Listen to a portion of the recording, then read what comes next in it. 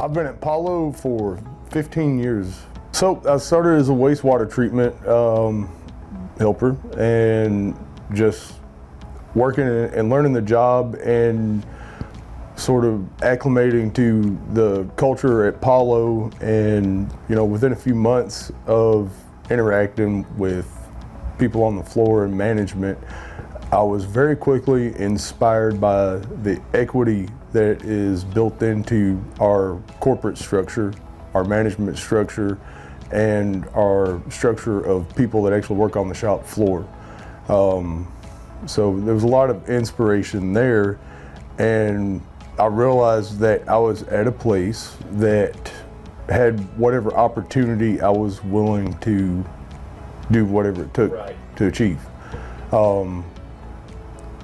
I had a lot of people step in and coach me above and beyond what their call of duty would have required. So it didn't take me long. Probably the third month I was here, I started putting in for all the supervisor positions. And, I got quite a few not yet. So I went from wastewater treatment helper to one of the continuous furnace operators. I did that for about 3 years, and I moved back over to wastewater treatment as a chemical processing specialist. I did that for about 2.5 years.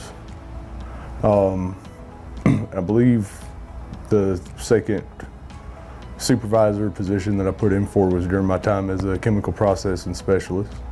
And I was told not yet again. So I went back to furnace operator just to get better hours. And I didn't want to lose my experience in the heat treat room of things.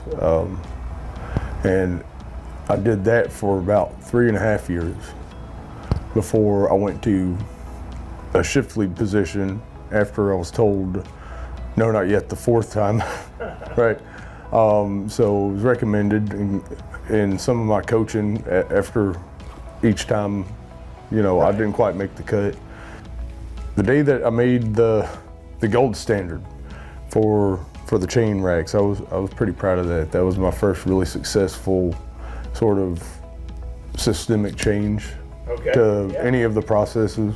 It was received very well. Everyone that was involved with it really bought into it, made it the gold chain on the rack made it sort of fun. Right. But it also made it pretty obvious what we needed that for, and it absolutely reduced the amount of pins we were shearing, because we would shear pins on the furnaces and we would always find parts in the return sheet, always find parts in the return sheet. And that was actually the result of Dave handing me the part that the maintenance guy pulled out of the return chute, and he put it in my hand and he said, "Fix it." And he walked away. So very good, very good. So it's not just coaching. Sometimes there's some good healthy challenge. Whatever job it is you want, do whatever job you have like you already have that job.